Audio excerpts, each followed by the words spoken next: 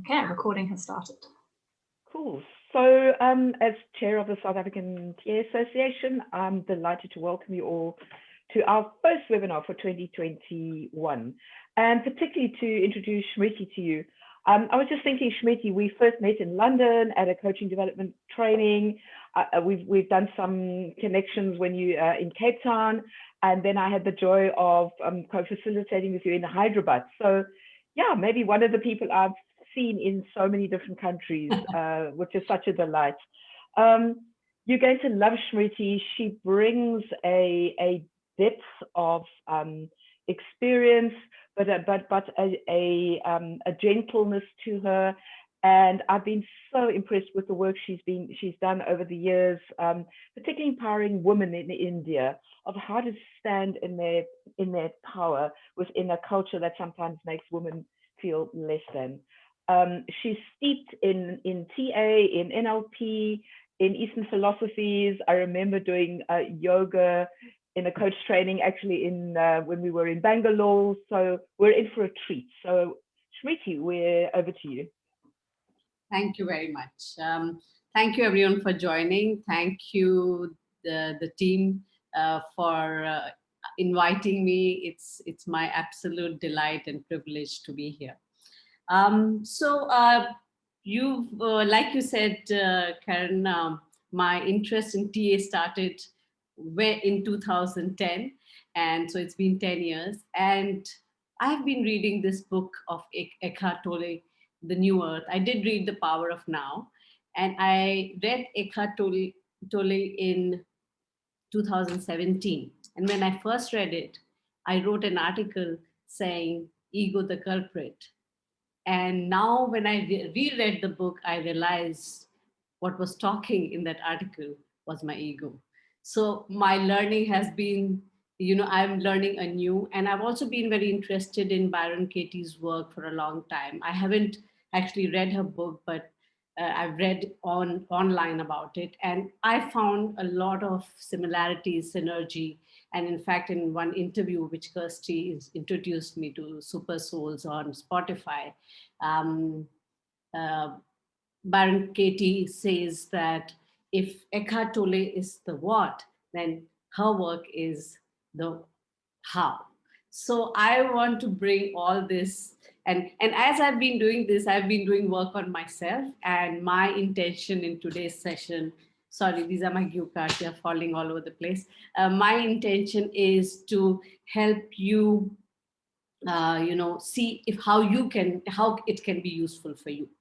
So with that, if I may just, before I share the screen, I think it would be good for us to, we are a small enough group, just, I know your names, I can see them, but just one or two lines about yourself and what interested you in this topic and which location are you in? If we can have a round of introductions. Good morning, everyone. To get the ball rolling, my name is Alex. I live in McGregor in Western Cape in South Africa. I'm a supervisor of coaches. I am intrigued by anything that has to do with identity, psychological identity, because I find it very useful to make sense of self, other, and the world. Thank you, Alex. Yeah, I'll follow Alex, I think. My name's Layo. I'm also in South Africa, in Cape Town. And I'm an organizational consultant, leadership coach, and spend a lot of time helping other people, grow continuously. And just realized in the past few days, weeks, that I need to remind myself to go back and do my own reflection and not forget about my own growth. So this is a great opportunity. Thank you. Thank you, Layo. Hi, I'm Sharon. I am in London. I am a psychotherapist and I'm a teaching and supervising transactional analyst. And I'm very interested in Eckhart Tolle. I've read his books, and Byron Katie. I use Byron Katie's techniques a lot in my therapy when appropriate. And the topic that you chose this morning just grabbed my interest, so I'm very pleased to be here. Thank you. Thank you, Sharon. Morning, everyone. I'm Matt. I'm also in London, and I'm interested in organizational, so developmental TA. I work as an HR professional, and I train with Julie Hay. Wonderful. Thank you. Thank you, Matt, for making your name easy for me. Yes, I know.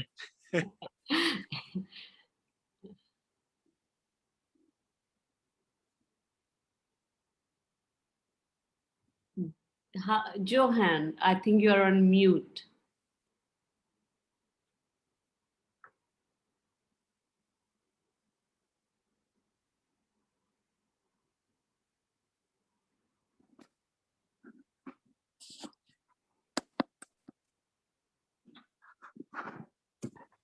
Ria, are you speaking?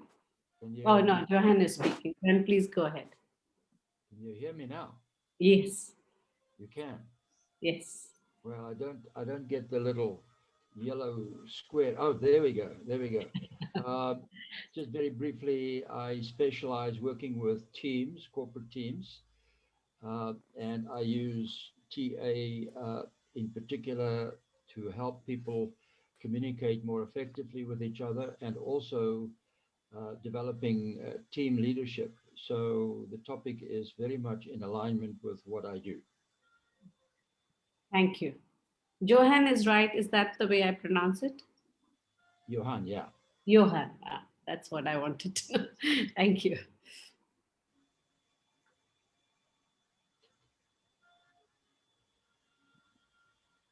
I'm Andrew. I'm based in Pretoria in South Africa. I think the reason I'm here is anything Smriti does, I want to be part of.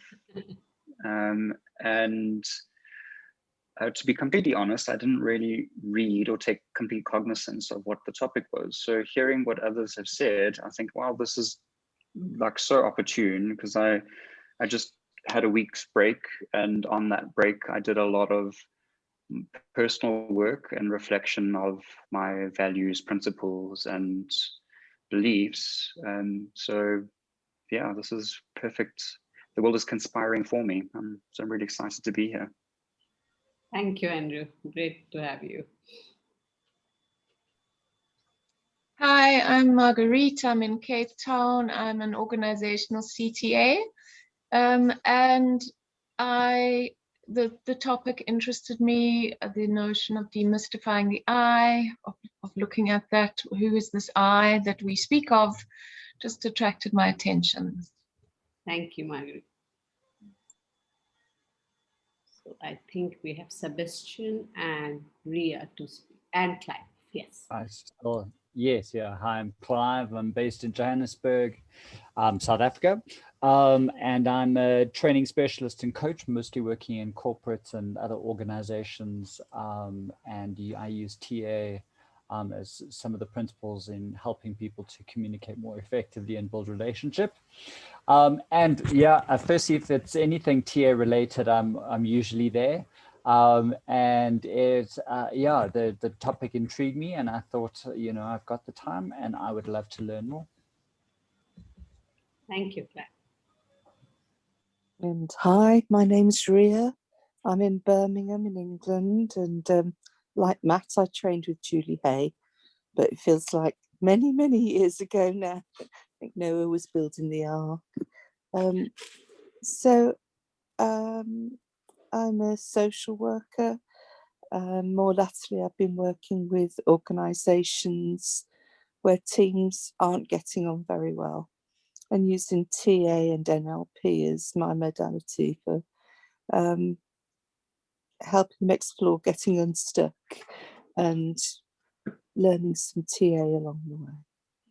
So I'm very glad to be with you today. My signal's very dodgy, so at times my camera might be off. So I do apologise for that. Thank you, Ria. I'll jump in. I'm Kirsty from Cape Town, South Africa. I empower people to be brave, to be who they are, so within a personal capacity. So this topic really speaks to exactly what I love to do. I combine TA, intuitive spirituality, and coactive style of coaching to work with people, mostly one-on-one. I've been moving into groups this year. I'm really, really excited for this. Thanks. Thank you, Kirsty. If I had a quick piece about what interests me, I think TA really helps us to get our constructed self to be like more functional. But then I think it's the more nebulous spiritual thinkings that get us to actually then let go of that and drop down into who we really are. So this is something really dear to my heart. I'm really interested to be part of this journey. Thank you, Karen. I think Sebastian hasn't spoken yet, has he? Hi, good morning, everyone. I'm sorry to have my camera off. I know that's kind of disconcerting for some people, but essential for me at the moment. I'm Matt's husband, by the way, just so everyone knows the relationship between the two of us. And I've also worked with Julie Hay and really got into TA when he started to get into TA a few years ago. He's a bit more advanced than I am, so bear with me. I'm really interested in the conversation today. I'm really interested to know more about the topic, and I think it will be really useful in the organisation that I work for. I work for Four Seasons, and currently we're staying in Four Seasons on lockdown at the moment, so we're working from home. It's quite glamorous. But yeah, lovely to spend some time with you all, and apologies that we're sort of in and out of the camera. Thank you. Thank you, Sebastian. How lovely. Yeah. I do have a very esteemed audience, and that's why all my takeaways are in the form of questions. I don't have all the answers, and I think together we can make something out of it. So if you'll permit me, I'll share my screen. Is that okay? Yeah. Right, now I need to find the PowerPoint. Yes, I have found it. So Kirsty, thank you for helping me with all the admin side. If I don't notice something, do let me know. You know, there might be questions that you might have. And if you are not able to draw my attention, please put it on the chat. I do have it open on the side. Or Kirsty, if you will let me know if something important comes up. So yeah, so this topic, demystifying the I, very bravely I shared it with Karen in November. And then I was like, oh, what am I going to do with it? And the byline is dissolving the boundaries of differences and separateness. So what it forced me to do is to learn a lot about myself as I learned about the topic. And that's what I'm going to be sharing with. Oh, the sharing has stopped, is it? Oh, yeah. Okay, great. You can see it. Right. Okay, so takeaways for today. How does the I in me manifest in various situations?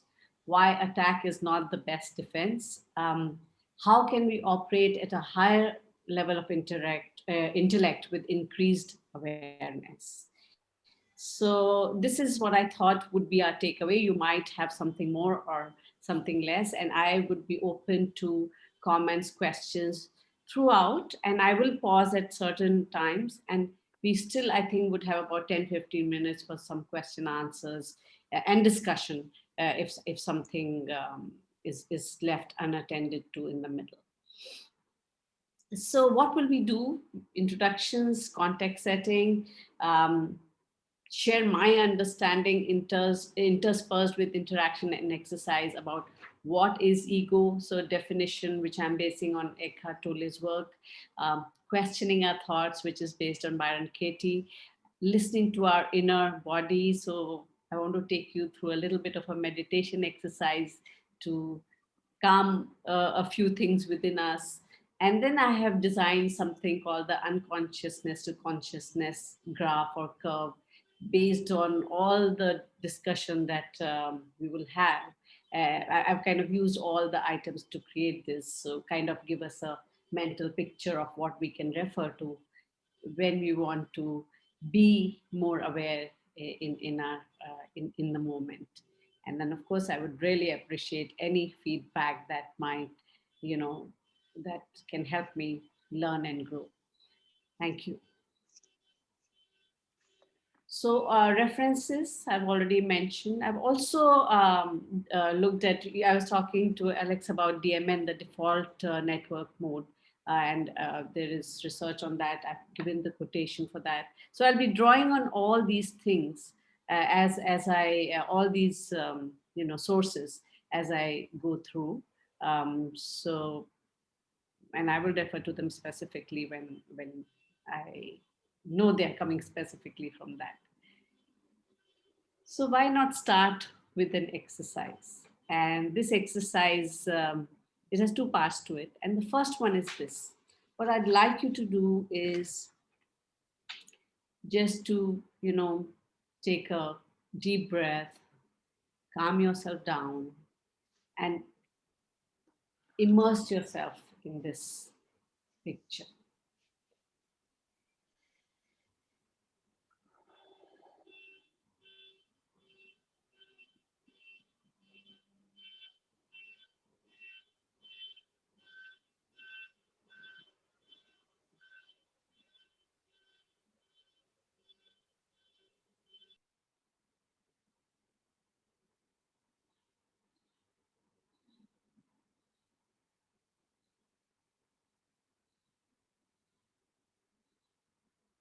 For just a minute or two. So I will ask you when the time is over.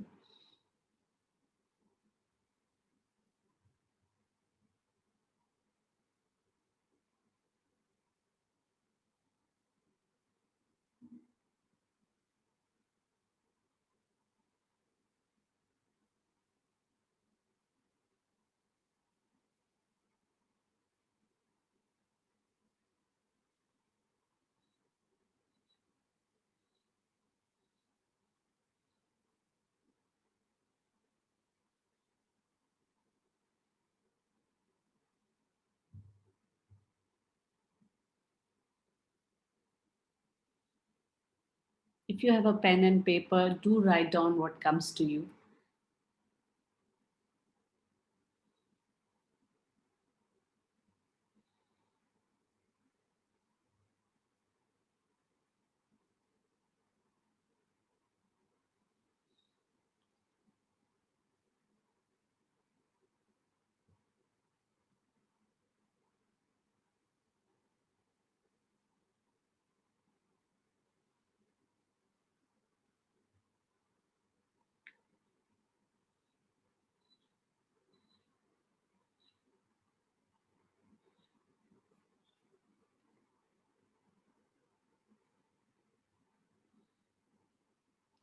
Okay. And the second part, is it okay for me to kind of move to the second part? Anybody wants a minute more? Okay. I see no one saying that. So I want to share with you this link. Give me one moment. Let me just end show because I'll need to access the link.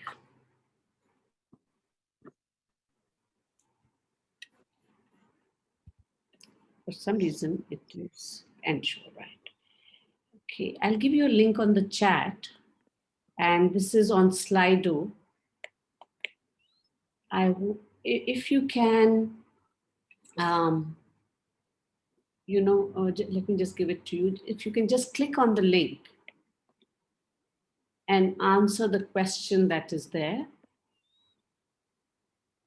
I will share whatever, we are going to be forming a word cloud, and whatever comes to you, you can put multiple phrases there, words or phrases. So whatever comes to you, please share it and we'll create a word cloud. Let me open that up on my browser.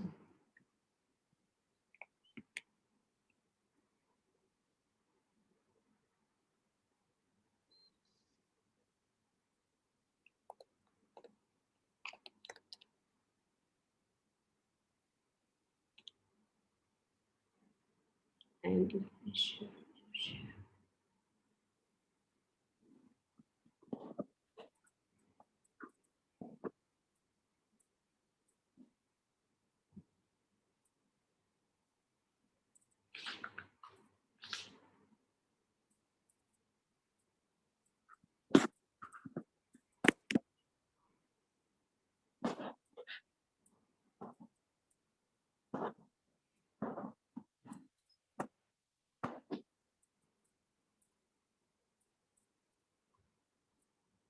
Kirsty, you can see the screen, right? Yes.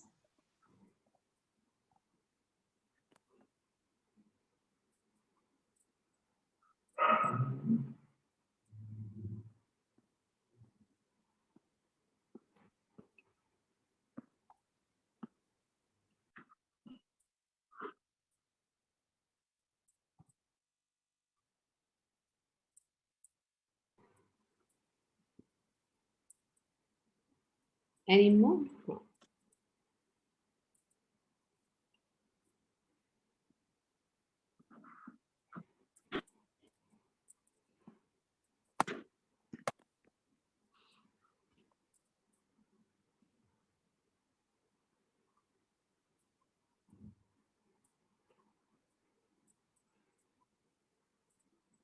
Kirsty, I think you'll need to let Johan in again because for some reason he's in Thanks. the yeah. I've got it. Yeah. Okay.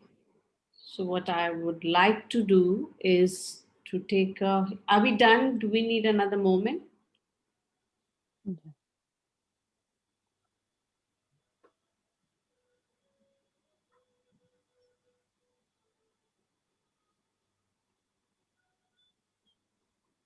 Okay, I think Johan, you are entering some response to this.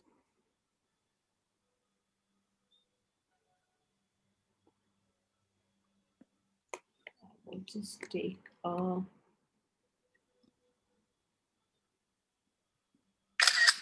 screenshot of this and put it on my PowerPoint. Alex is like fantastic exercise. Okay, great. Thank you, Alex. So let's just put it here and I will share my screen in just a moment. No, new share. Oh, no. I have to insert the picture.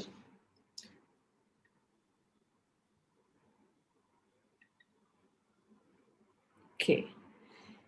So I'm sure you can see this now. So I want to know from you, and yes, we all think of flowers and we all came up with different words, and we saw one picture and we all came up with different words. But my real question to you is, how was it different when you were just looking at the picture and when you put words to it?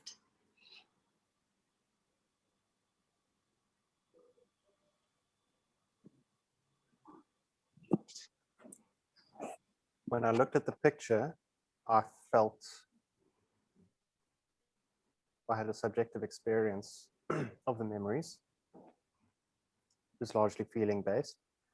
And when I wrote the word, it went through a cognitive process to end up on the keyboard and then the page.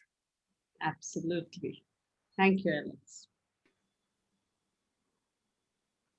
Anybody else like to share their experience? Yes, Andrew. And this sort of an immersive experience, staying with the picture, and then the prompt to think of words. Another metaphor comes to mind about a distillation process. So like that immersive experience becoming like a vapor and then slowly seeing what condenses and then drips out at the end. And so it was interesting that at first there was like one or two words and then all of a sudden a lot came. Thank you, Andrew. Anyone else before we get on to? Yes. Yeah. I could smell the rose, even though it was just a photograph of one, and the aroma was quite heady. I use a rose fragrance when I'm going into particularly tricky circumstances where there's big games going on, and it does uplift me, and it's anchored back to memories of my mother's rose garden. So it was a very welcome picture this morning. Thank you. I'm glad. So just Johan, would you like to say something? My computer crashed out. I missed a whole bunch of stuff, so I don't know what you're talking about. So did you see the picture, Johan, at all? No. Oh, yeah. I will share it with you.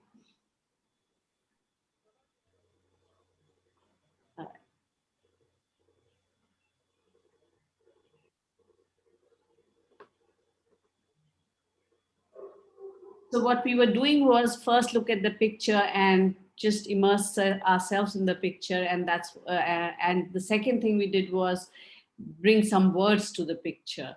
And my real purpose in this is to share with you what Eckhart Tolle says. He says words cast a spell on us.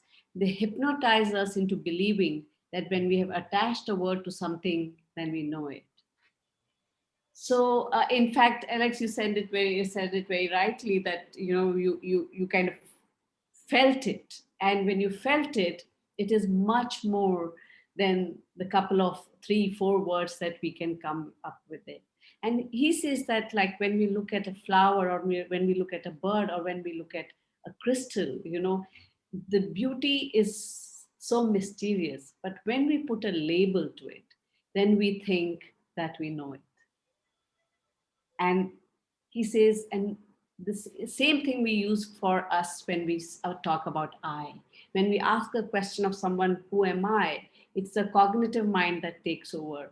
And he uses this term with a monstrous reductionist process. We describe ourselves, but we are much more than the identity that we believe ourselves to be. And he goes on to, so let me introduce the topic in the word ego. So what is ego?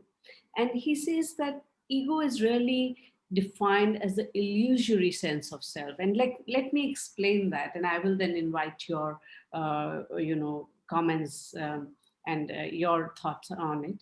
So this is from what I have learned in neurolinguistic programming, which is that we are all born tabula rasa.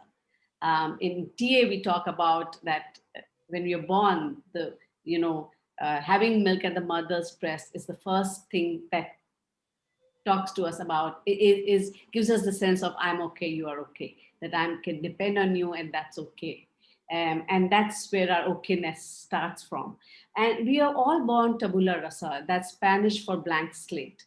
And we are born with only 2 fears, the fear of falling down and fear of loud noises.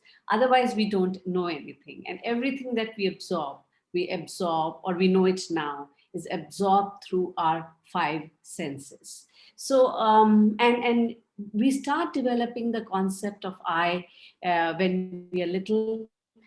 In fact, he goes to talk about the fact that when we first talk about ourselves, we say, we speak in the third person, we say, Johnny wants this. We don't have the concept of I. Till, as we know in psychological development, we talk about the fact that, from 3 years to 6 years, we develop the sense of identity. So we start attaching ourselves to things. And so you may say, this is my toy. And that becomes a part of your identity. And then if somebody snatches up the toy from you, you start crying, and your refrain is that you stole my toy. And the thing is, it's not about the material value of the toy, or it's how we start thinking that it's mine. And that we attach it so much to ourselves that it's almost like somebody has taken my arm away or my leg away. So, and as we grow up, this I becomes bigger toys, bigger cars, houses, family, our opinions, our beliefs, and they become mine. And that's where the moment we identify with something as mine, our concept of the differences start arising. Because when it's mine, then, and before I go there, in our philosophy, in the Eastern philosophy, in Hinduism, this is called Maya. Maya is just, is chimera the word, which is like, it's just transitional, it's unreal, it's just, you know, this attachment we have to our families, to our things, and to, you know, this relationship with son, daughter. It's just, we call it Moh Maya, that is, you know, love for things and things transitional. So in fact, that is being in the material world. So traditionally, Hinduism talks about that, okay, you are in the, you know, what we call the householder. You are the householder till about 50. So till 25, you are a bachelor. Till 50, you are a householder. And then you must start moving away from all this Moh Maya, the land of make-believe, because it's not really true. It's all housed in your head with the thoughts that you have. So that's what I wanted to introduce this with. And I also wanted to talk about the concept of DMN, which is default mode network. So, you know, David Ingwer, he did some research. So they did what we call the functional MRIs to understand brain activity. And what he noticed was that in different parts of the brain, regions of the brain, there's a lot of activity when we are told to be at rest. So for example, if I were to say, you know, all of you, just relax, what will happen? A voice inside you will say, oh, she's saying to relax. So what should I do? I should sit straighter, or let me see. Something is going on in our mind. And so when we are at rest, there is a lot of activity going on in different parts of regions. As compared to when we are focused on a task, then there is much lower activity. And activity, they trace the flow of blood, cerebral blood. That's how they are able to trace. And so that's why, and so when we say we are thinking, we are actually, as we may be daydreaming, we might be thinking of why somebody did what they did to me. We might be making plans for the future, and then saying and talking, you know, what else might happen if this doesn't happen. And so it keeps going on. And a lot of it happens in a prefrontal cortex. So in fact, the way he came up with his understanding of ego, Eckhart Tolle, where he was in his 40s and he was very, you know, disturbed and very upset, and he was suicidal. And then one day it got to such a level that he woke up and he said, I can't live with myself. And then he said, are there two of us? Who's the I and who's myself? So that's why we say myself is also dissociated. It's not really associated, because, you know, we are talking to someone. And I want to combine the concept of DMN, default mode network. So there's an automatic thoughts that keep going on in our head continuously. And where do we get these thoughts from? You know, was it Ria? Ria, you said you could smell the rose. You know, we are in a virtual surrounding, but you could smell it, because all that you know about the rose came from all your experiences that you've had from your mother's rose garden. And all that we know today is from all that we have absorbed through our senses, but with our own perceptual filters. And that is why there is no one reality. My perceptual filters are based on the decisions I made to cope with whatever I was faced with, and yours are made with what you had to face with, and they're different. And some other time I'll talk about the process of the deletion, distortion, and generalizations. You might already know it. This is how we process information. So he also talks about the fact that so I want to share a personal example. So I do this program called Mind Over Matter. And till late, I was like, you know what, I want to do this. I want to make it big. I want to scale it up. And it came from a sense of wanting recognition. And then I was reading Eckhart Tolle, and I was, oh my God, I want to meet my need for significance. But I also know that it's had a huge impact on whoever has gone through it. So then I just shifted my thought to, why do I want to do it then? And I said, I want to do it because it's important to me and it makes a difference to people. Now, that little shift is the awareness that I could see that I was doing it for a need for significance. And that's all it means for us to move out of our illusory sense of self to, to, to the much deeper sense of I, much more connected, much more spiritual, much more the experience that we had when we looked at a rose or when we look at nature. So at this point, I think it would be nice to just hear from all of you what you are thinking, and then I want to lead you into an exercise. I've got some thoughts to share. Yes. But they challenge what you've said so far. Go ahead. I find the symbol of yin and yang very useful because it brings balance and it describes how one thing is part of the other.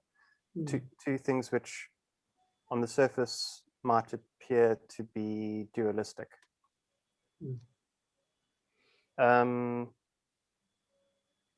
Currently, I'm very mindful of statements like there's no single reality. And I think this image of yin and yang can really be used well in how I'm challenging that statement. I agree that we all have different filters formed by our experiences, our moods, our biology, and we can see things differently. So our individual realities are different. But if we walk off a cliff, there is a single reality which is going to have a very definite outcome there. And you could name indefinite or infinite examples of where there are singular realities. So for me, statements like there's no single reality seems to take one side of the yin-yang symbol and make it just one color.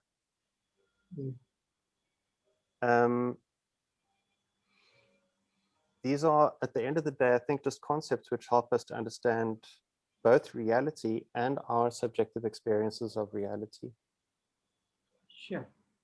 So I'm just mindful of throwing out the baby with the bathwater. It's useful to say there's no single reality, but there are circumstances under which it's really not useful to say that, because you don't want to walk off the end of a cliff.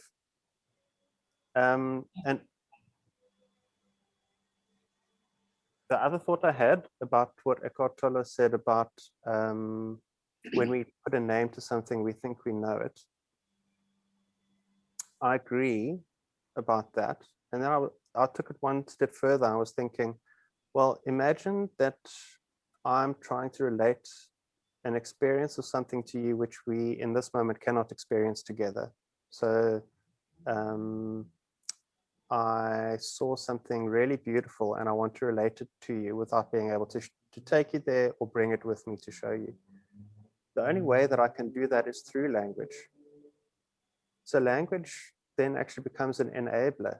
It allows me, through my subjective experience and the sense that I make of that experience, to relate to you verbally.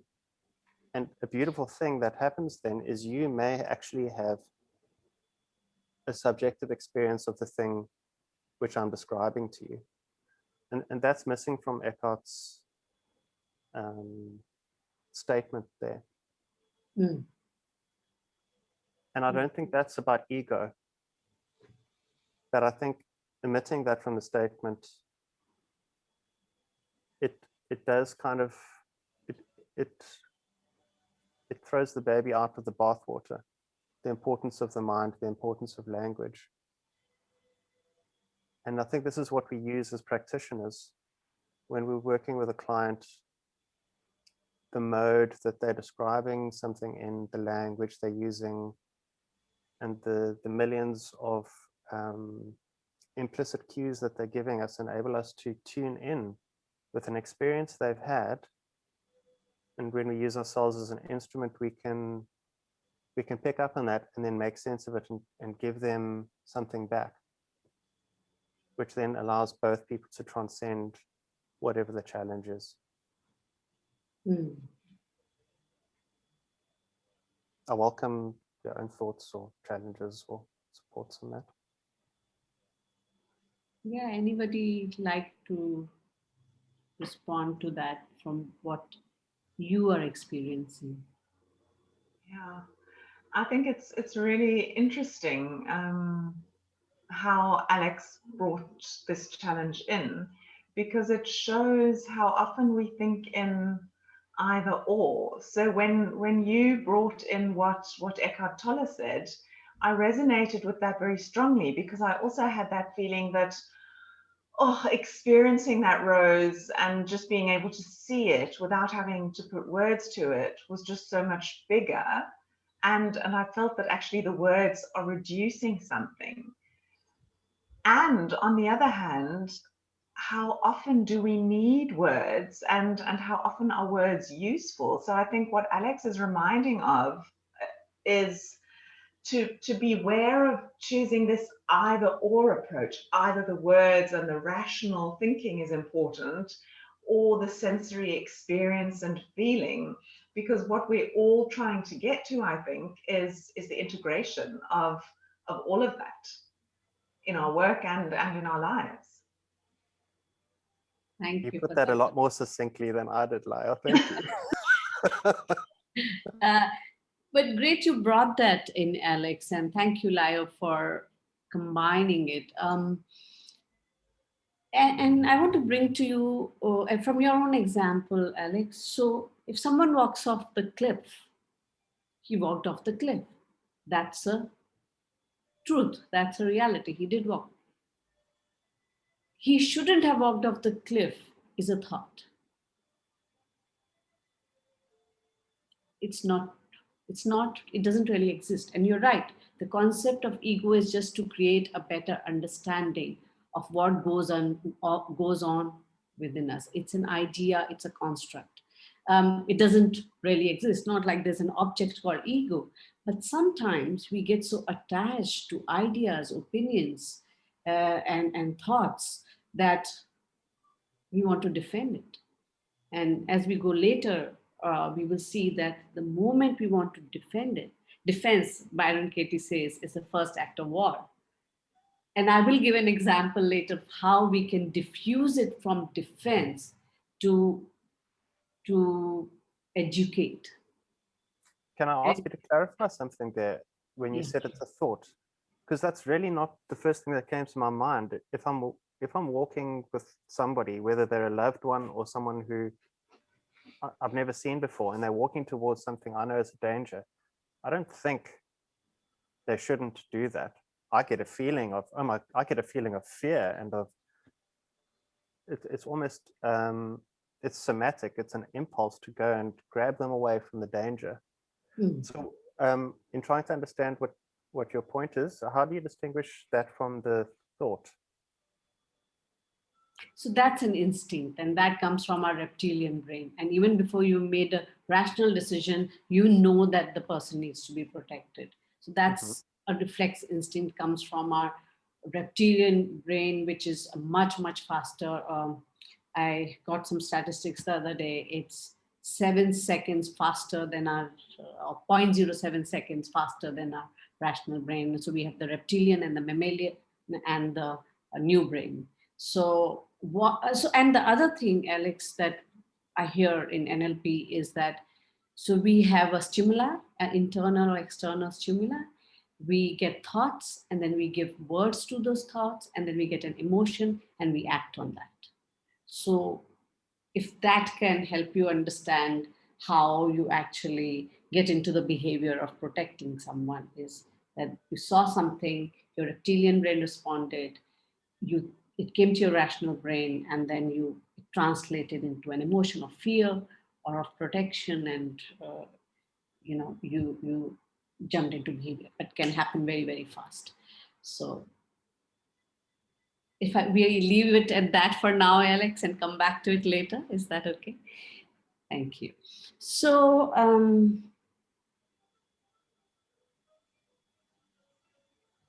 yeah, so if I may, and I know these questions will be there, and we will go to it a little bit later.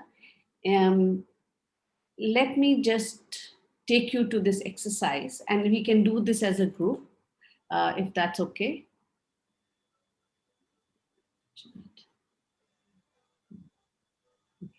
Right. So think of it. So again, in silence, in experiencing it, just being calm within yourself, think of your day to day and do write. I had written in pairs, but I think we'll do another exercise in pairs. Think of your day to day or yesterday. What were the different emotions you experienced? Then zero in onto a positive emotion, when you really felt happy, or real, like you went to the rose garden. What were your thoughts as you were experiencing this emotion? Do write them down.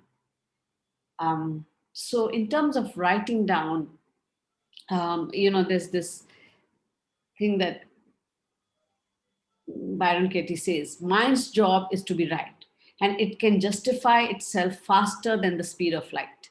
Stop the portion of your thinking that is the source of fear, anger, sadness, and resentment by transferring it to paper. Once the mind is stopped on paper, it's much easier to investigate. So what happens is that when we write it down, we kind of become a little bit dissociated, so we can observe what our thoughts are. So I would encourage that whatever thoughts you have, just write them down, and how did this positive emotion impact you in the way you showed up in that moment. So if we can take about 5 minutes for it, is that good enough?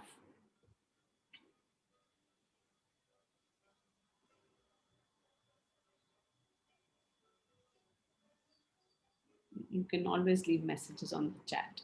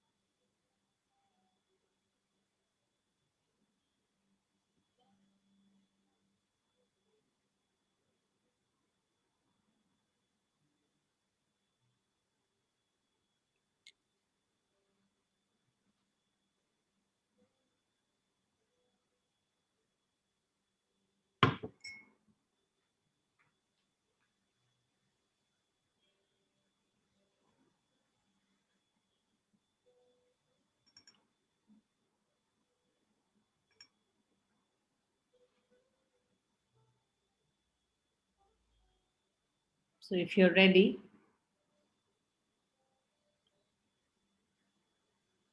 if you can just share with us, the whole group, the answer to the last question, that when you did experience that, and now when you experienced it, you were reminded of that positive emotion, because the mind really doesn't differentiate between when it really happens and when we imagine it to happen. You all know about vicarious pleasure, right? Enjoying things with vicarious pleasure. So how did you show up in that moment when you had a positive emotion? Yeah, I recalled now like a ripple effect. So the emotion I was feeling was satisfaction, and the thing that I was doing that brought me the satisfaction, while I was doing it, it had this ripple effect outwards, where I was texting someone and I was what's the word? I made generous positive assumption about what they were saying. Right. If that makes sense. And right. Perfectly. Yeah, it feels like everything that happened from that moment and as a result of that feeling was very positive. If I hadn't been doing that, I don't know that I would have experienced that text message in that way. Right. Yeah, thank you, Kirsty. That is actually the words that you've used, the positive, generous assumption. And in that assumption lies the trick, that you had the opportunity to think positive and negative, and you chose to think positive things, and that impacted the way you were in that moment. So yeah, and that's the thing that we are working with here. Anyone else like to share? Yeah. Hello, can you hear me? Go on, Johanna. We can hear you. Can you hear me? Yes, we can. I don't see the yellow border around my. Oh, there we go. There we go. Just to share with you briefly, the first thing that came to me quite strongly was a sense of uncertainty. A sense of uncertainty about several things that impacts my work. Right. Especially within the context of the situation that we find ourselves in, I suppose, globally or worldwide. Right.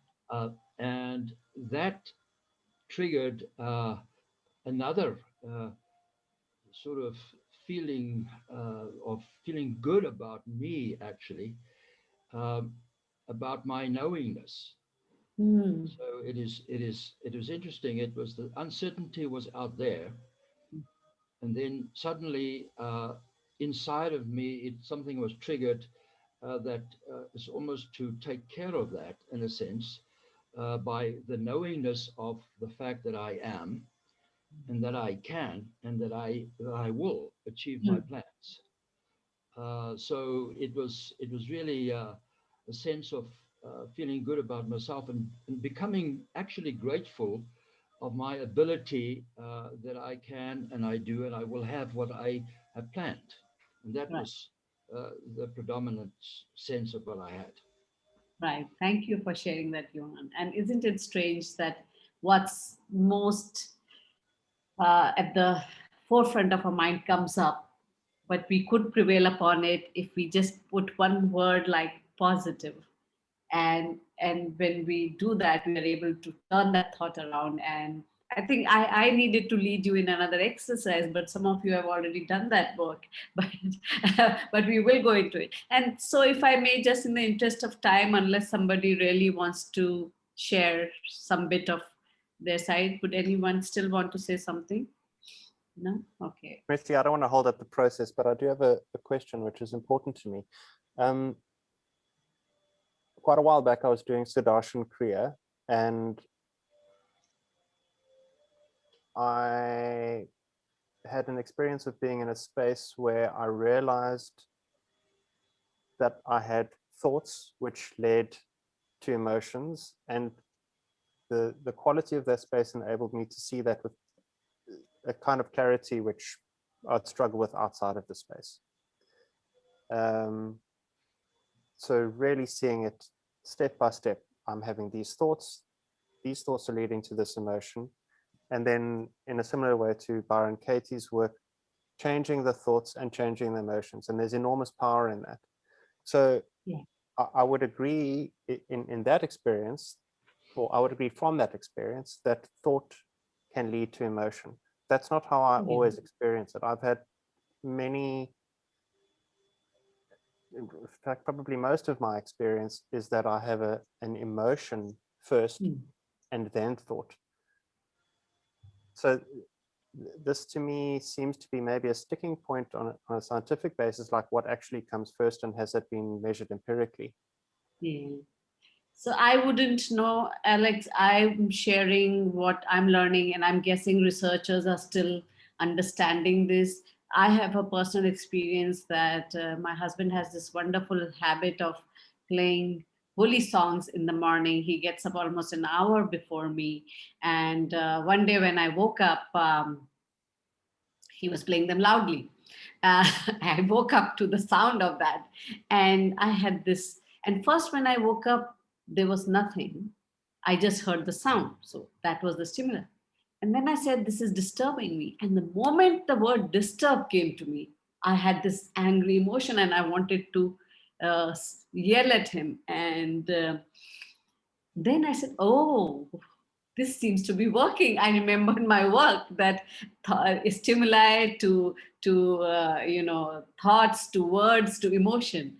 And so that's why I was guessing. From my own experience, I felt it. And you described it as well, Alex, that's why I believed it to be true, but it's possible.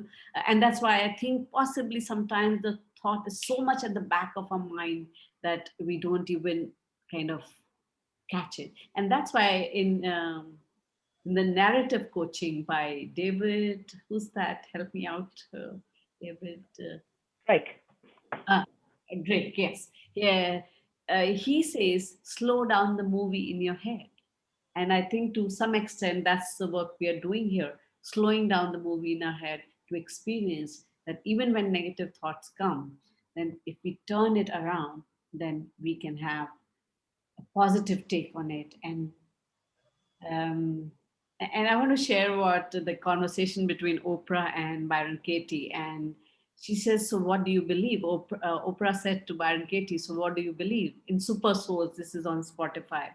And Byron Katie says that when I believe that I am whatever I believe myself to be.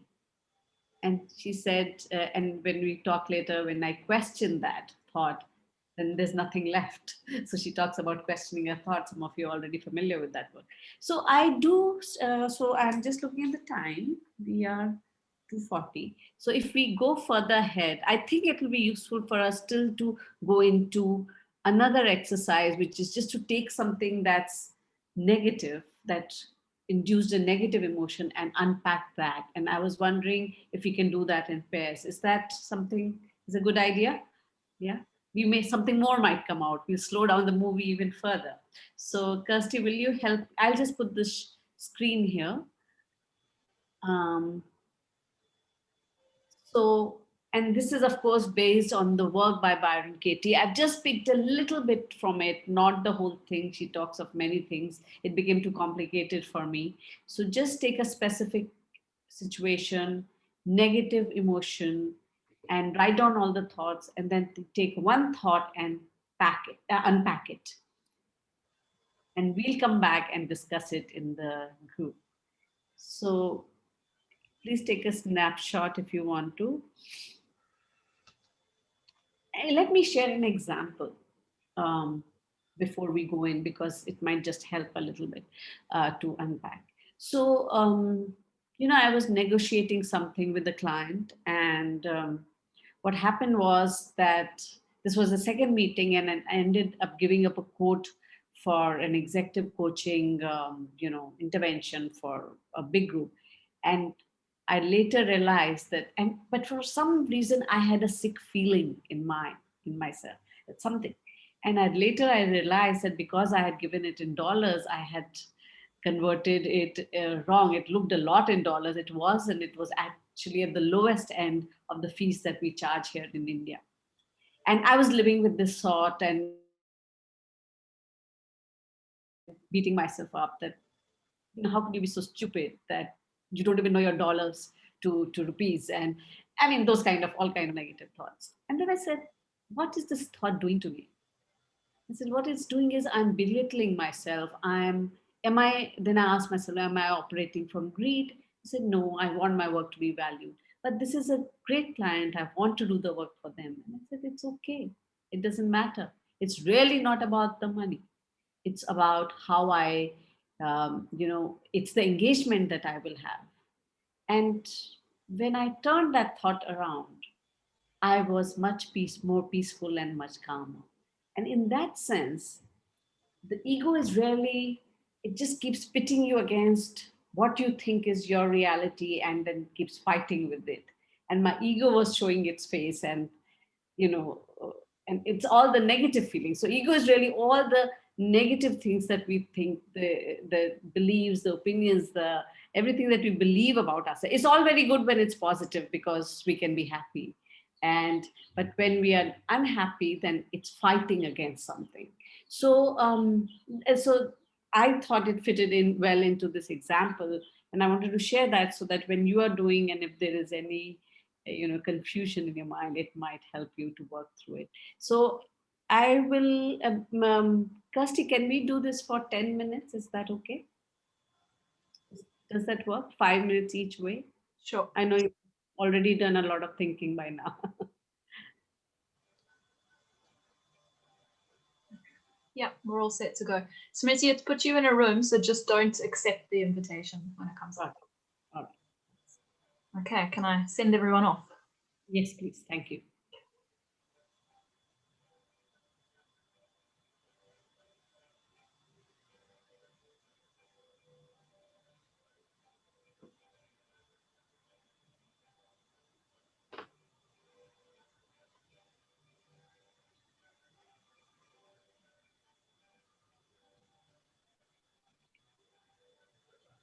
How was that? Was that enough time or? No. Can we have more, please? You need more? Yes. Yes, please. How much more? 5 minutes? Please. Kirsty, please do the honors and see if somehow you, but yeah, Johan can stay with us in this room. He's not here, is he? What happened? He dropped out. Oh, he's here. Oh, sorry, Johan. You went to another corner of my screen, so I missed you. Okay, I'm going back in. Thank you. Okay.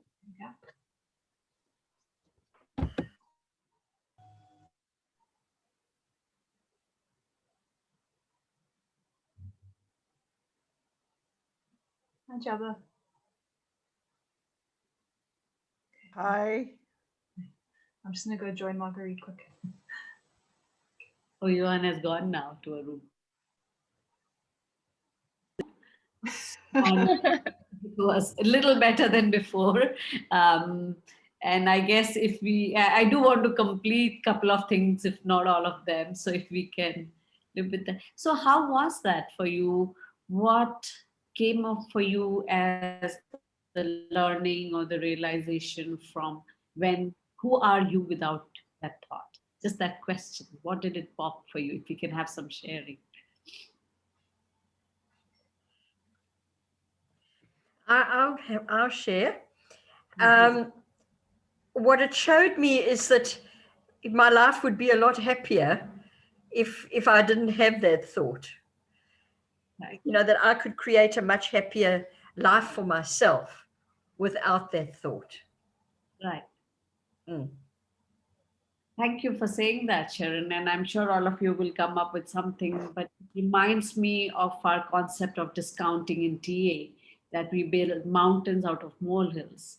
And it's absolutely possible to build a different mountain from the example of what Kirsty said, which can make us happier. And that control is within us. And to that extent, the way I see it, it's it's a higher wisdom. It's a higher way. It's going to a different level of operating. It's a higher intellect. So yeah, let's hear some more. Thank you. Mine is the same as Sharon's. You know, this morning I was feeling very stressed, very anxious, not wanting to mess things up. And then Andrew had a really good chat with him, and yeah, he just gave me the permission to just relax, calm down. We worked through some of what was going on. You know, and it was interesting this morning. I've had the whole time the camera's been off because I've been trying to get ready, but now it's just being able to give the permission to show up, basically. Yeah. Thank you. Excellent. We talked about the grandiosity of it all, and how that last question just diffuses and reduces the grandiosity around those thoughts. Yes. And then when they're no longer so grandiose, and you look at them and go, oh, nonsense, it just sort of flies away. It's gone. It's diffused. Yeah. Yeah, and you remind me of, Margaret, what Byron Katie says. It says, like, when we have an experience, like all that's happened till now, we've met each other, it's the past. What's only real, it's what's here now in the moment. And so when we have thoughts like, I mean, I had this thought of, you know, some people should respect me. I know it comes from my script that I feel really something triggers me when somebody doesn't respect me, especially younger people. But it's the past. In this moment, she says that in any moment, what has happened is the past. You have the power to change it by thinking differently, by believing differently. And if you can't change it, then accept it. And that will lead to a higher way of operating, or and we can liken it to situations in office, and all of you have already had the experience in your own situations. So any more comments? Let me not stop you from your sharing. I have an experience. I read an email this morning from a chief exec about some work I'm going to do with their marketing manager. And he'd used words like very difficult person. And that they sort of loomed in my presence. And I went with that and thought, oh, this can be a very difficult person, even though that's not how I'd felt before. I haven't met them. And I was reminded, I used to work as a probation officer in prisons. And I thought, how difficult can this marketing manager be, Ria? You have experience of working with difficult people and having very good responses from them. I am not that CEO. And sort of reframe my I'm okay, you're okay place, and it's not okay place. And so I'm grateful to bring TA to this workplace and widen that frame of reference that's become very tight and very restricting and quite damning. So yeah, so I enjoyed our discussion exploring that. It is quite affirming. Thank you. Yeah. So back out of his frame of reference. Sorry, Ria, may I request you to turn off your videos? I think I'm having a connection issue. Sorry. It'll help me to hear It's better. I'm not able to hear very much. Right. Sorry, my iPhone's on, and I think that might be causing the reverberation. I apologize. No, it was everyone's, yeah, so it's mine. Right. So instead of going with the frame of reference of the chief exec, who sees this perspective of this is a very difficult employee, and the under message of can you manage this? He said, you seem very gentle. Are you going to be up for this? And I went with that for a little while and then thought, no, you don't know me.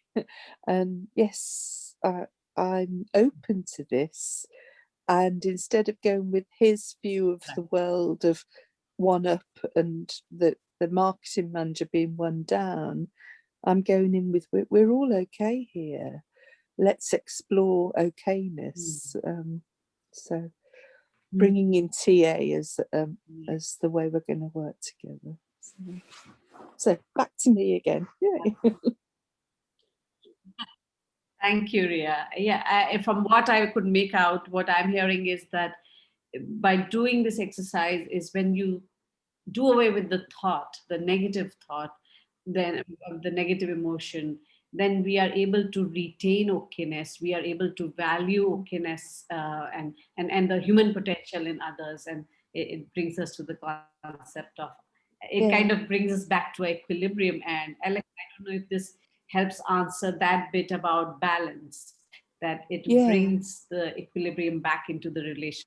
Yes. And potency, you know, potency, very much so. Absolutely, yes. So can we move on, or would somebody like to speak up share before we move on? I'm looking at the time, but it's okay. If we don't have to do everything.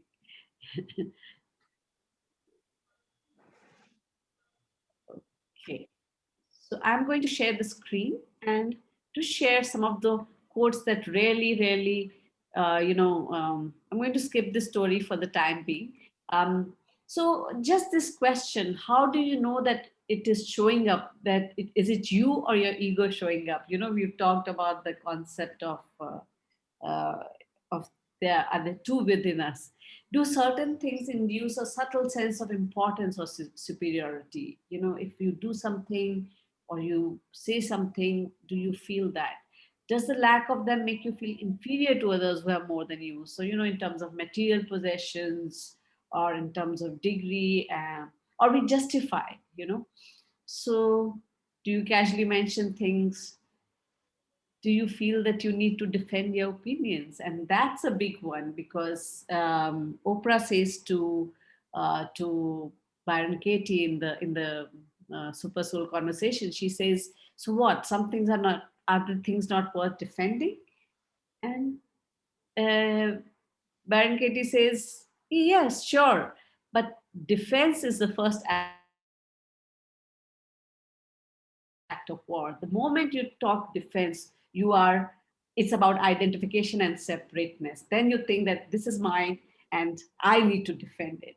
And she says, and Oprah says, "Well, you know, I just had a shift because I'm trying to do this program I'm working on a program to change the way the country sees the abuse in children." And she said, "The shift that I had till this time, I've been thinking that I'm defending the children. I'm not defending them. I'm protecting them. And when I have this shift, the way I can think about it is not that I'm going to war with the whole country. I want to educate. And that is the higher way. And you can think of it similarly in terms of your interactions. When somebody says something and it might hurt you, or it makes you feel sad or upset, one way Eckhart Tolle says you can look at it is it's the unconsciousness in the other person, not consciousness. He's not aware that he's hurting me. He has moved out of from I'm okay, you're okay, to I'm okay, you're not okay. When we can see that, then and if we in that moment, if we can acknowledge that, and then we can come from a place of educating them rather than defending. And that's about dissolving the boundaries of identification and separateness. And so sometimes when we want to show that we are better than others, or when our negative emotions show up, that's when we know that ego is showing up. Does that make sense to you? Does that resonate with you? And I'm sure there are other opinions. Please feel free to share.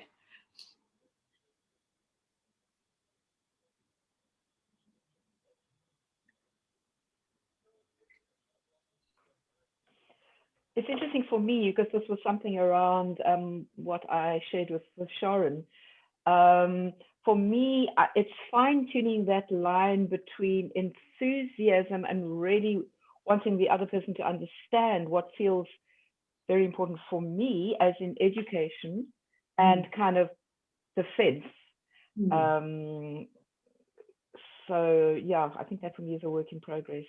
Yeah, we all are, Karen, and you know, you've done a lot of work in this space, so you probably recognize it much faster than at least me. So yeah, and that's another thing, that we don't have to be a good person, or we don't have to be walking the higher path or anything. It's just recognizing when I might be operating from that thought process, which is egoistical.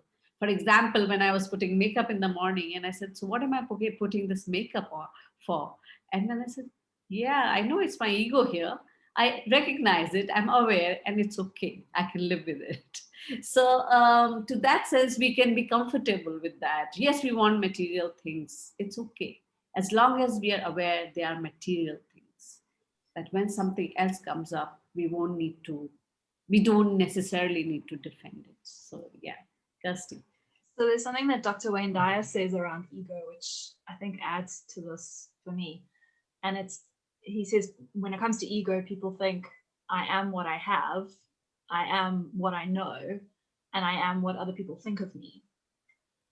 And when you look at that, it's ridiculous, because if you lived on a desert island and there were no other people around to think anything about you, you'd still be there.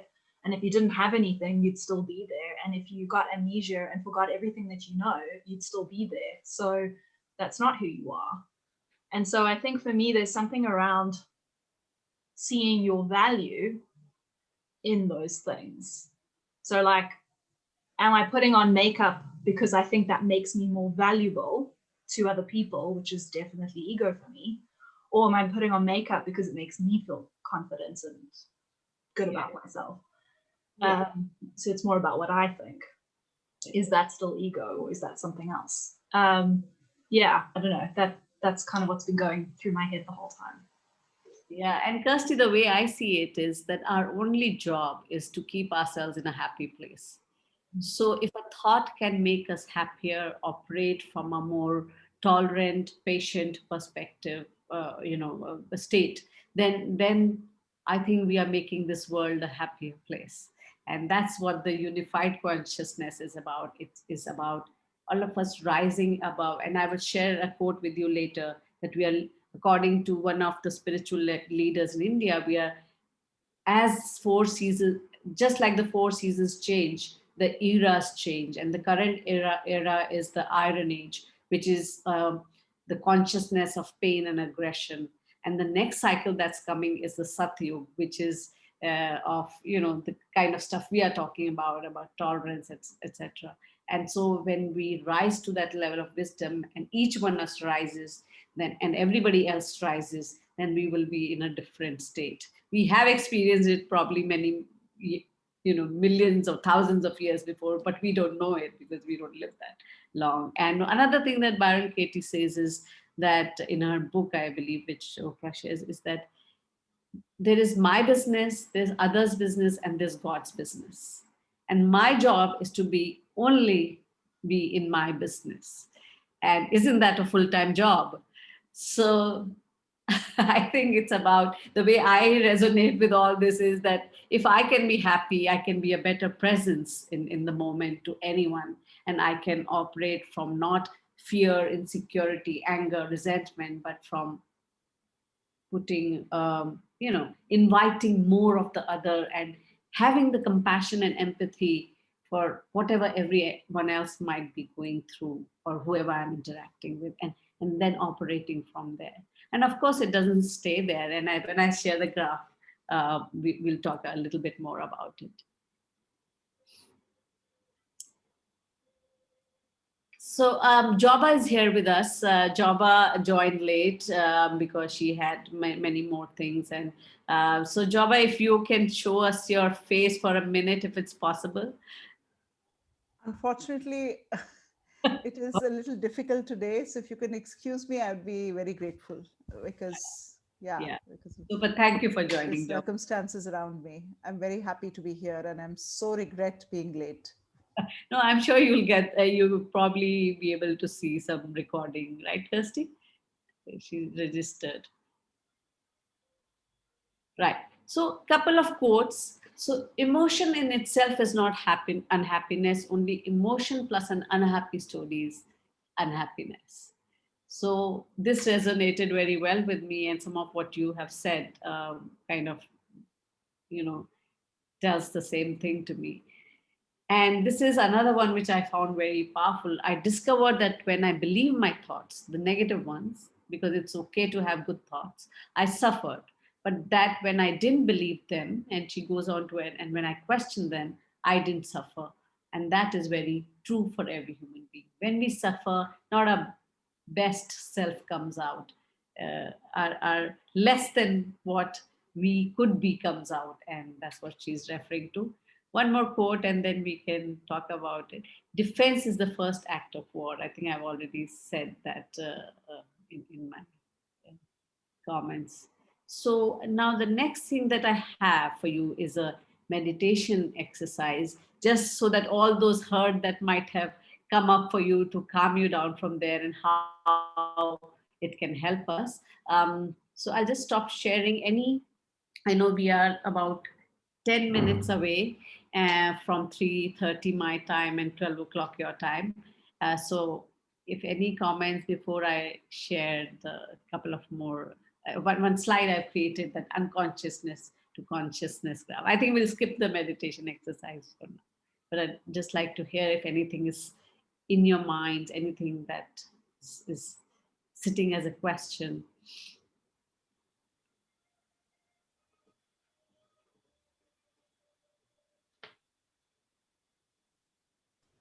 Sorry, this is more of a comment, really. I was just thinking of the defense as the first act of war and talking about ego. And I was just thinking about how at war I must be, how often at war I am, I think, with myself, because I spend so much time defending my ego.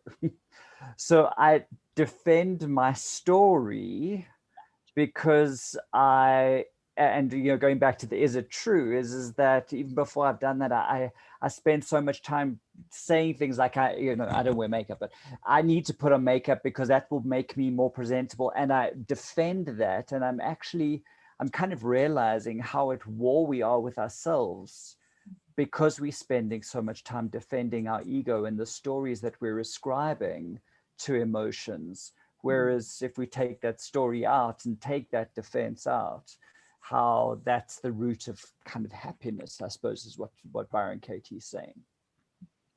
Thank you for sharing that, Claire.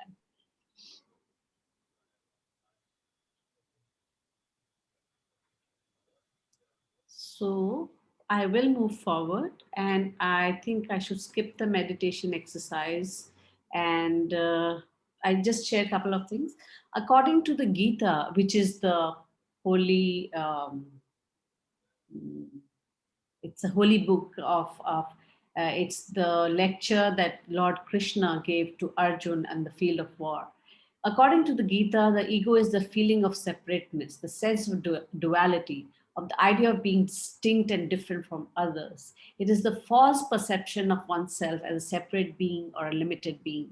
Egoism creates the limitations of space and time in which we become stuck. Since it exists in all of us in all of our individual consciousness, it is a universal feeling. So each one of us, when we are defending and our ego, each one of us does that. But that is what creates the feeling of difference and separateness. If we let go of that, then there is a higher platform on which you can have relationships, on which you can operate, in which you can solve problems, in the way you can collaborate.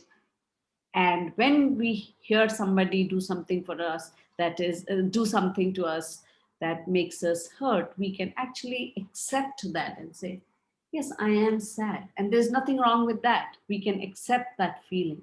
So, and acceptance is an important part of all this. So let me just share this with you. So I've been thinking about this for 2 months, and finally yesterday I put it on paper.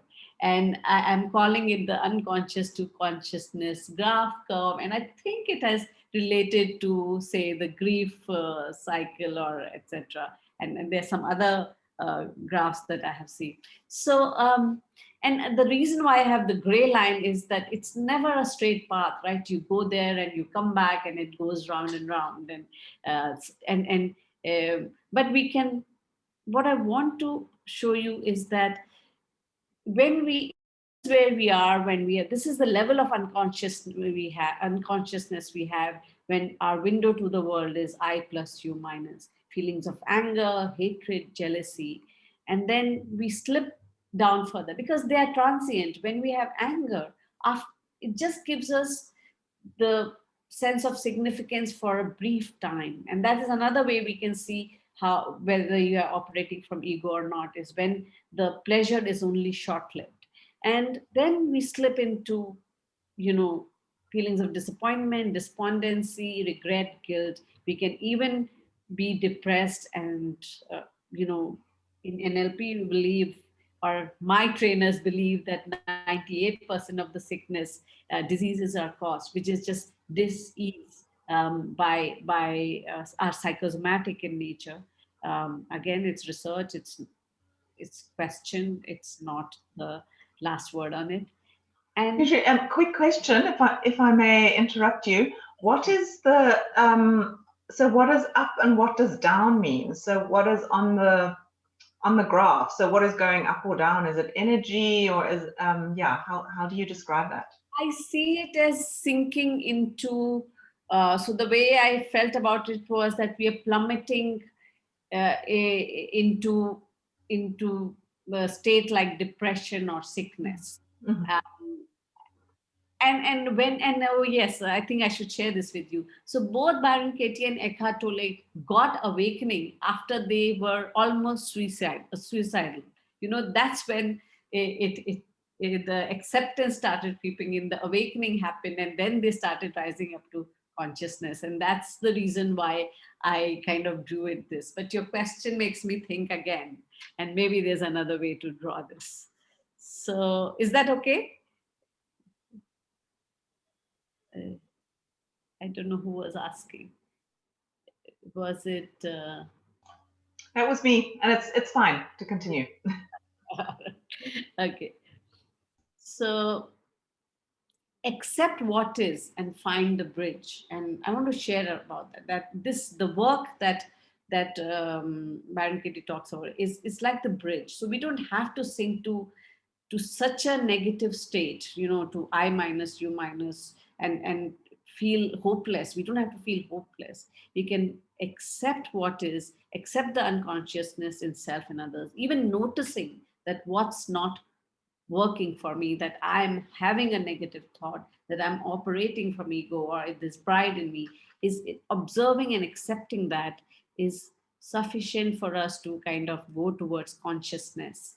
And consciousness is really the sense of I plus U plus, where feelings of being okay with who I am, who I was, of feelings of empathy, of accepting the need to learn and grow. And when we have a script, when we have these messages where we say, okay, I'm not enough, but accepting, yes, I need to learn more, is moving towards consciousness of accepting others' strengths and weaknesses as well, of being okay with the uncertainty, of being present in the moment with all that you have right now, and just being okay. And then I created the floating bridge. So my thought is that we don't need to go all the way down.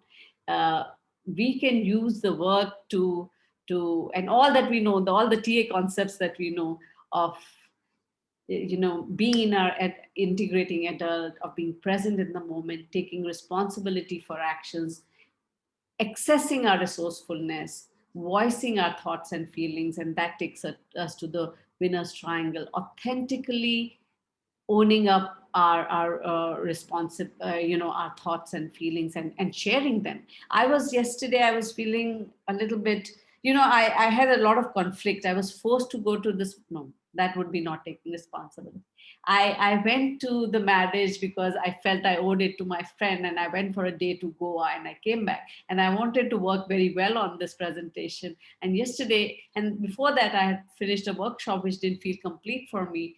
And I realized, and so I was feeling very incongruent, so to say. So I called up my trainer and I said, I'm feeling like this. And she just talked to me, and I was denying myself sweets because I was trying to fit in some dresses, so for the marriage. So when I had a cup of tea and I had what you call the builder's tea, I soaked my biscuits in it and ate it, and I was, in 1 minute, I was feeling immediately better. And so, you know, when we deny ourselves something and we don't accept, then things, you know, kind of, there can be discord within us, and that can make it difficult for us. So I really believe that all our work is just to keep ourselves in a I'm okay, you are okay space. Yes, we are out of time, and we won't have time for this. Let me finish this, and then I'll just invite some comments. There's one comment on the chat. Okay, Alexa shared something. Alexa, I'll have a look at it later. So when he talks about the topic, the new earth, what Eckhart Tolle says is that if all of us could rise up to this level, then we would be able to operate from a much higher intellect. And then we don't need to go to heaven. We will have heaven on earth, and that's the new earth.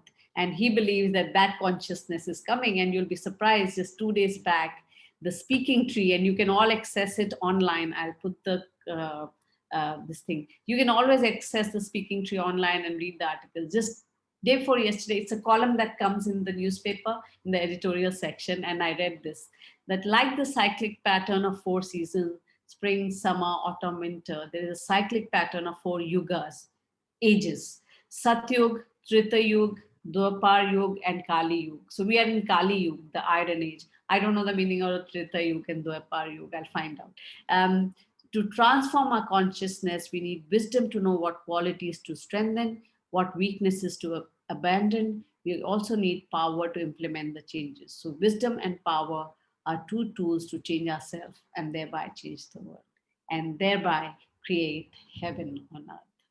So, and I had a very interesting thing. As I was thinking about this, I remembered the platform, how in Harry Potter and the Philosopher's Stone, they enter the Hogwarts Express. And it was 9 3x4, and it is actually a wall, a pillar. And you have 9 and you have 10. And it felt to me that the picture came to me that when we see right and we see wrong, then, and when we see, you know, this is me and that is you, then we are not ready to see the 9x3/4 platform, 3/4 platform. And only when we are ready, when we have that level of consciousness, can we go on to our way to enter the Hogwarts University and be a wizard of our own life. So, and if I may just share with you, and this sums it up for me, between the age-old Viktor Frankl quote that between stimulus and response, there is a space.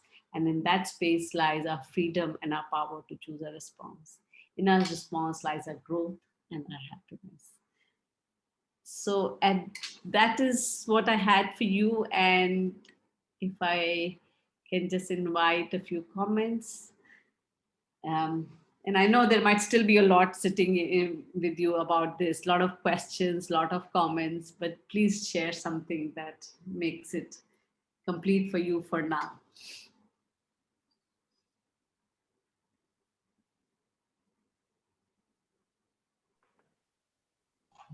I think just a big thank you from my side, because I think there was a lot that really resonated, and the predominant thing that I'm taking away and I'm reminded of is that there are so many different ways of bringing ourselves back into awareness, into the moment, and that's what we need in order to make decisions that are good for us and for others. And I think the questions that you gave us were really valuable to help us do that. So thank you. Thank you, Lai.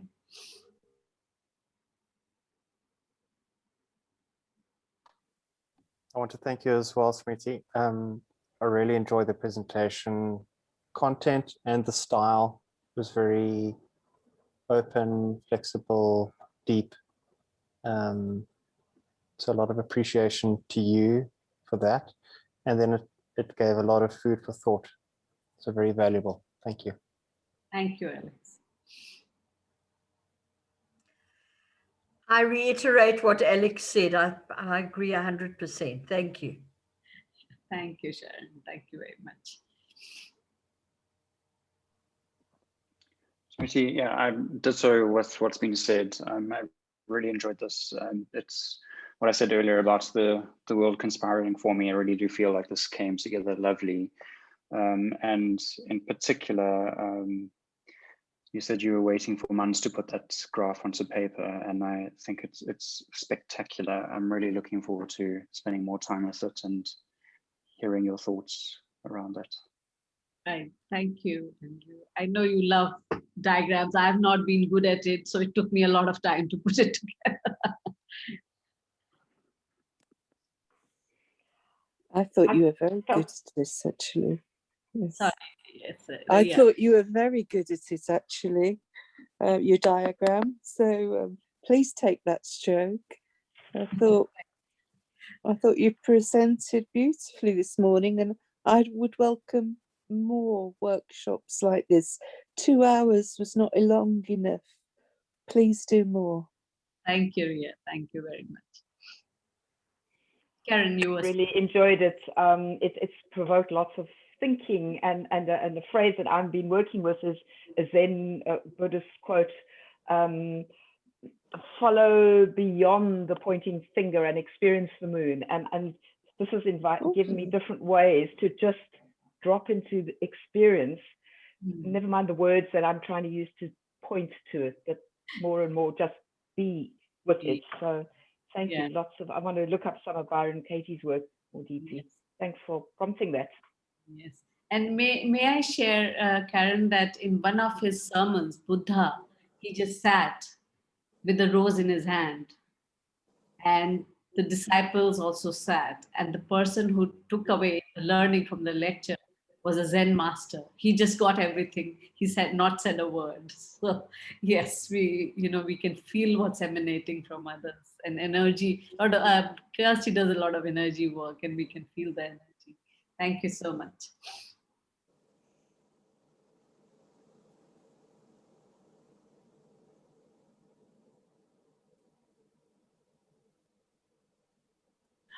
I meant to unmute myself, and instead I paused the recording. Tech is fun. I just wanted to say thank you, Smriti. Personally, the stuff, I mean, I could have these conversations for hours. I find it so stimulating and so enriching, and it really just elevates me. So thank you so much for bringing this. And also officially on behalf of SATAA, thank you so much for your time and the care that you've brought to this presentation. Yeah. Your model at the end is beautiful. It just made me smile like from inside. It was really fantastic. So thank you so much, and thank you to everyone who's joined us today and contributed. It's been so valuable. Thank you for the opportunity, and I think just if we celebrate the differences, and I know it applies in group settings also, and we didn't get there, but maybe another time. Let's just celebrate the differences. I have enjoyed it all through my life. Thank you very much, Smriti. My apologies again for joining in so late, but I thoroughly enjoyed the parts that I was a part of. Thank you. Thank you very much. And thank you very much, all of you, for your participation. I learned from everyone. Thank you. Thank you. So if I add a last piece from the SATAA, this is the start of, we've got another 5 webinars spread throughout the year. So please keep looking at our website, join in again. We'd love to have you with us.